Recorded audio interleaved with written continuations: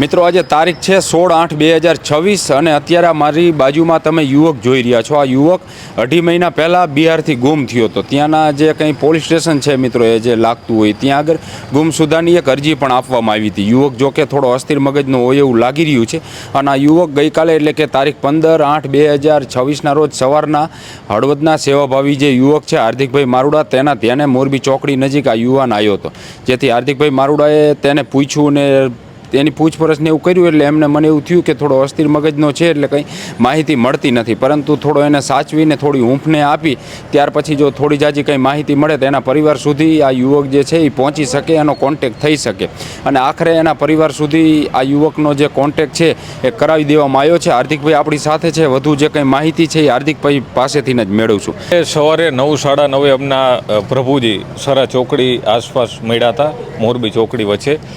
ત્યાર પછી અમે એને પૂછ્યું પણ કંઈ વ્યવસ્થિત જવાબ આપતા નહોતા, કારણ કે 2-3 મહિનાથી લગભગ એમનું પરિવારથી વિખૂટા પડી ગયેલા છે કોઈ કારણોસર, એટલે કંઈ વ્યવસ્થિત જવાબ નહોતા આપતા। પછી અમને કોન્ટેક કરવાની આપણે ટ્રાય કરી પરિવાર સાથે, પણ કંઈ વ્યવસ્થિત જવાબ આપને વ્યવસ્થિત મળતો નહોતો જે મળવો જોઈએ। પછી આપણે એને પ્રેમભાવ આપ્યો, સારી રીતે જમાડ્યા। પછી એમની એક જિલ્લાનું નામ બોલ્યા, મધુબની જિલ્લા બિહાર। ત્યાંથી અમે ધીમે ધીમે કોન્ટેક્ટ કર્યો ઓનલાઈન, સામે પોલીસનો કોન્ટેક્ટ કર્યો બિહારને। ત્યાં મધુબની જિલ્લાના એક ગામડાના છે આ ભાઈ, અને પછી ત્યાંના પોલીસ દ્વારા એમના બિહારની પોલીસ દ્વારા કોન્ટેક્ટ કર્યો અને એમનો પરિવાર પણ હાલ મળી ગયું છે અને હાલ એ આમ 3 જણા છે એમના પરિવાર પણ લેવા માટે આવ્યા છે। તો આપણે આ વિડીયોના માધ્યમથી એક જાહેર કરી છે, કોઈ પણ આવા તમને મળે, ભટકી ગયેલ હોય, સ્ત્રી હોય કે લેડીઝ હોય કે જેન્ટ્સ હોય, તો પ્લીઝ અમારો કોન્ટેક કરો, આપણે એને સાચી મંજિલ સુધી પહોંચાડીશું। અમે આ સેવા માટે તત્પર છીએ, તૈયાર છીએ।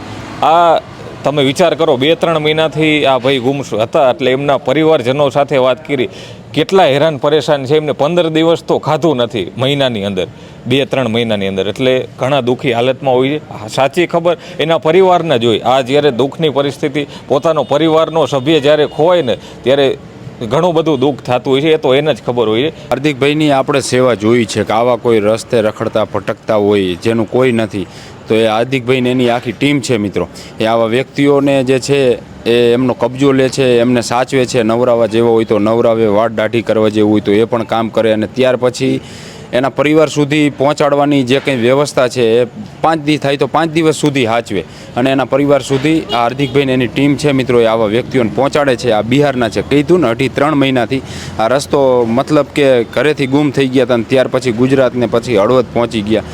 એના પરિવારના કેટલાક સભ્યો છે એ અહીંયા આગળ હળવદ આજ પહોંચ્યા છે, એમની સાથે થોડી વાત કરશું। ક્યાં નામ આપકા?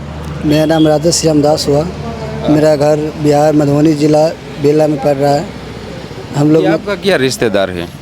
ये मेरा रिश्तेदार है, मेरा फूफा है ना, फूफा का मतलब भाई लगेगा। मेरे को कॉल गया, मतलब मेरा भाई खो गया है, मतलब मेरे को कांटेक्ट आया हुआ बिहार से, जो यहाँ पे आदमी मतलब मिला है। एक भाई ने मेरे को कॉल किया, भाई हार्दिक भाई ने मेरे को कॉल किया, बोला भाई तुम्हारा आदमी यहाँ पे खो गया, आके ले जाओ। मैं आया, वहाँ से छतराल में रहता हूँ मैं, छतराल से आया मैं, गांव का नाम। अभी आप छतराल में रहते हो, इनके परिवारजनों? इसका परिवार मतलब बिहार में है, मधुबनी में। ये बिहार से ही गुम हो गया था? बिहार से ही गुम हो गया था। इसका रात आदमी सब घर से फिर मिल गया, अब मिला है, भाई कांटेक्ट किया था। भाई के लिए बहुत धन्यवाद बोलूँगा। ऐसा તો ખાસ આ યુવક છે મિત્રો, અને એનો પતો જે છે એના પરિવારજનો સુધી, મતલબ કે એનો કોન્ટેક્ટ છે એના પરિવાર સુધી થઈ ગયો છે। છેલ્લા કહી રહ્યા છે કે 2.5-3 મહિનાથી આ યુવક જે છે એ ઘરેથી નીકળી ગયો હતો અને પછી પરિવારજનોને પણ શોધખોળ કરી રહ્યા હતા, નહોતો મળતો, અને આખરે જે છે એ બિહારથી આ યુવક જે છે એ હળવદ સુધી પહોંચ્યો અને હળવદથી પછી સેવાભાવી હાર્દિકભાઈ મારુડાએ અને એની ટીમે એના પરિવારજનોનો પતો મેળવી લીધો છે અને અત્યારે આ યુવક જે છે એના પરિવારજનોને સોંપ્યો છે ને, મતલબ હવે એના પરિવારજનો લઈ જઈ રહ્યા છે। આભાર મિત્રો।